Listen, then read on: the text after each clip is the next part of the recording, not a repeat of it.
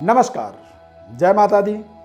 प्रिय दर्शकों, फरवरी के महीने में 10 फरवरी और 11 फरवरी को 6 ग्रहों का युति बनेगा। इसे षड्ग्रही योग कहा जाता है। जब 6 ग्रह एक साथ बैठते हैं तो इसका संपूर्ण दुनिया पर, विश्व में, हमारे ऊपर और हमारे देश के ऊपर, हमारे समाज के ऊपर और हमारे परिवार के ऊपर इसके कुछ ना कुछ प्रभाव तो पड़ते हैं। राशि काल चक्र के दशमस्थ यानी जो 10वां घर होता है उसे हम कार्य क्षेत्र कहते हैं, कर्म स्थान। और कर्म के द्वारा ही हम अपने जीवन के व्यवस्थाओं को, अपने भाग्य को बनाते हैं और कई बार हम अपने कर्मों के द्वारा ही अपने भाग्य को बिगाड़ भी लेते हैं। यहाँ पर 6 ग्रहों का युति जो होता है, इसमें सूर्य के साथ ये सारे 5 ग्रह जुड़ रहे हैं। चंद्रमा, बुध, गुरु, शुक्र, शनि। बुध, गुरु और शनि ये तीनों ग्रह अस्त होंगे। काल चक्र, राशि काल चक्र के अंदर देखेंगे तो इसमें षष्ठेश, नवमेश, दशमेश, एकादशेश अस्त हो गए। ऐसा बहुत समय के बाद होता है जब 6 ग्रहों की युति बनता है। पूरे विश्व में इसका सकारात्मक के बजाय यदि देखा जाए तो नकारात्मक प्रभाव पड़ेगा। व्यापारिक व्यवस्था में इसके अशुभ फल पड़ेंगे। व्यापारिक व्यवस्था को ये कह सकते हैं कि उनमें तमाम तरह की कमियों का सामना करवाएगा।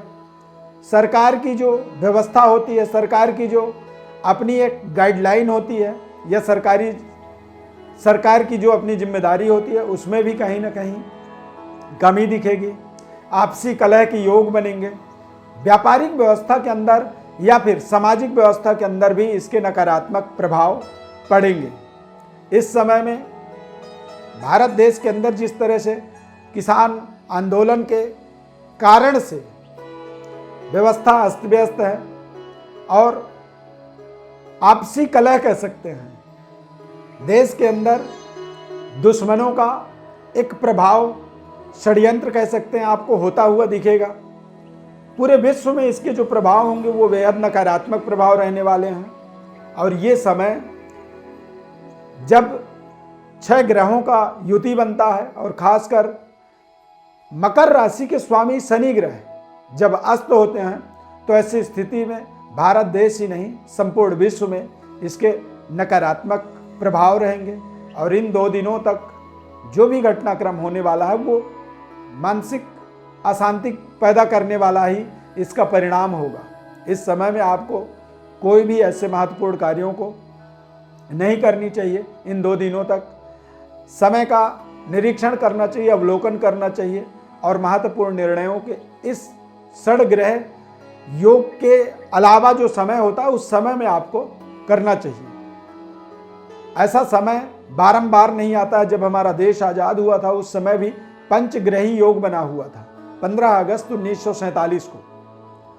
और अब ये 6 ग्रहों का युति बन रहा है, मतलब कहीं ना कहीं अभी भी अराजकता, आपसी समन्वय में कमी, सरकार और पब्लिक के जो बीच का एक कन्वर्सेशन होता है, एक रिलेशनशिप होती है, उसमें कमी। और विश्व समुदाय में देखेंगे तो एक देश का दूसरे देश के साथ जो संबंध होता है उनमें भी कमियों का आपको सामना करना पड़ेगा। इस तरह के अप्रिय समाचारों का प्राप्ति होगा, इस तरह के अप्रिय समाचार मिलेंगे, आपसी संबंधों में कमी होगी, तालमेल का अभाव होगा। और इस समय में व्यापारिक व्यवस्था के अंदर भी बहुत ज़्यादा सकारात्मक प्रभाव नहीं पड़ेगी। अर्थव्यवस्था में भी कहीं ना कहीं इसके नकारात्मक असर रहने वाले हैं। अतः ऐसे समय का बहुत ही सावधानीपूर्वक हमें इस्तेमाल करना चाहिए। हमारा इस कार्यक्रम में इसको बताने का केवल एक प्रयोजन यही था कि ये इस तरह के ग्रह योग रोजाना नहीं बनते हैं, कभी कभी बनते हैं। और ऐसे समय में हमें अपने जीवन में सावधानीपूर्वक समय को व्यतीत करनी चाहिए और देखना चाहिए कि क्या स्थिति है, पॉजिटिव है, निगेटिव है। और जब ये समय बीत जाए उसके बाद ही आपको अपने जीवन के महत्वपूर्ण निर्णयों को करना चाहिए। हमारे इस खास कार्यक्रम में जुड़ने के लिए बहुत बहुत धन्यवाद। जय माता दी।